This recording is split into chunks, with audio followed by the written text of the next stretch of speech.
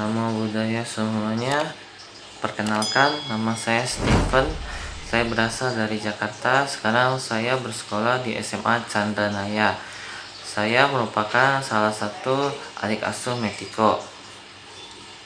Hari ini saya akan berbagi sharing dharma dengan Anda semua. Sharing dharma kali ini bertemakan pertobatan. Apa yang ada di pikiran kita saat terdengar kata pertobatan? Pasti yang ada di pikiran kita itu bertobat itu datang ke vihara, terus bersujud di hadapan Sang Buddha, terus meminta maaf kepada Sang Buddha. Tetapi sebenarnya bertobat itu sangatlah mudah dan sederhana.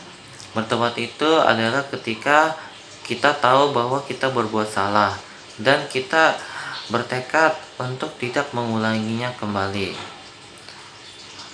Tetapi di masa sekarang kebanyakan orang sudah melupakan arti sejati dari pertobatan. Banyak yang bilang kalau kita bertobat itu karma kita akan dihapus atau kita tidak akan menerima karma buruk. Bertobat itu bukan artinya menghilangkan karma buruk, tetapi artinya itu bertobat itu tidak menambah karma buruk tersebut. Seperti contohnya pada masa Sang Buddha memiliki siswa utama yaitu Bante Moggallana. Bante Moggallana ini mendapatkan kesaktian yang sangat tinggi. Bahkan Sang Buddha bilang bahwa kesaktiannya ini berada satu tingkat di bawahnya. Tetapi Bante Moggallana ini terbunuh oleh pembunuh bayaran yang diperintahkan untuk membunuhnya. Padahal Bante Moggallana ini memiliki kesaktian, tetapi kenapa ia dapat terbunuh? Karena Bante ini dulunya pernah membunuh orang tuanya di masa lampau. Orang tuanya Bante Moggallana ini dulu buta, dan Bante Moggallana ini dulu mengajak orang tuanya ke hutan dan menghabisi orang tuanya karena juga hasutan istrinya. Tetapi Bante Moggallana ini bertobat, dan akhirnya di masa Buddha Gautama ia dapat terakhir sebagai siswa utama Sang Buddha. Dan contoh lainnya seperti Angulimala. Angulimala ini adalah pembunuh berantai yang mengumpulkan 1000 jari manusia yang telah ia bunuh untuk mendapatkan kesaktian. Angulimala ini mendapat hasutan dari gurunya, makanya ia ingin mendapatkan kesaktian dengan membunuh 1000 orang. Ia selalu menunggu mangsanya di dalam hutan. Tetapi suatu hari saat ia telah mengumpulkan hampir selesai semua jarinya, ia hanya butuh 1 jari lagi. Dan di saat itu ibunya mendengar kabar Angulimala ini menjadi pembunuh. Ibunya sangat khawatir dan datang ke hutan tersebut. Dan Angulimala ini melihat ibunya berjalan dan berpikir untuk membunuhnya dan menjadikannya jari yang terakhir. Tetapi Sang Buddha dengan cinta kasihnya melihat itu dan tidak ingin Angulimala berbuat dosa yang lebih besar.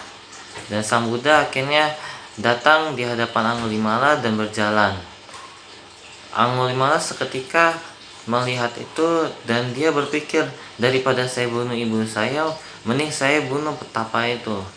Tetapi ia mengejar Sang Buddha dan tidak pernah dapat mendekati Sang Buddha. Dan di saat terakhir Angulimala bilang kepada Buddha, "Berhenti kau petapa." Dan Sang Buddha bilang, aku telah berhenti melakukan perbuatan jahat." Dan saat itu Angulimala tercerahkan dan bertobat dan memohon untuk dijadikan murid Sang Buddha.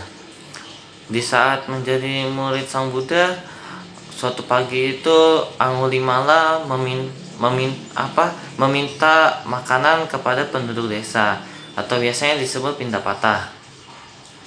tetapi orang-orang sangat takut melihatnya. Dan Angulimala ini dilempari oleh batu oleh para warga karena para warga juga sangat takut. Dan Angulimala akhirnya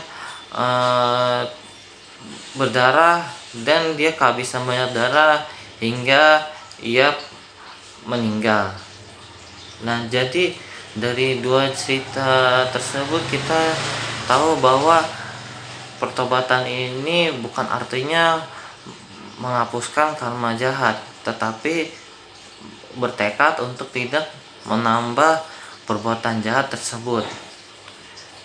Jadinya jangan salah pikir lagi bahwa dengan bertobat kita tidak akan menerima karma buruknya. Kita tetap harus menerima karma buruk dan karma baik di kehidupan kita ini maupun kehidupan yang akan datang. Yaitu hasil dari apa yang kita tanam sendiri. Makanya janganlah berbuat jahat, perbanyak kebajikan. Itu adalah inti dari ajaran para Buddha. Sekian sharing dharma dari saya. Akhir kata, mohon maaf jika ada kesalahan dalam bertutur kata. Terimalah salam Buddhis dari saya. Namo Buddhaya.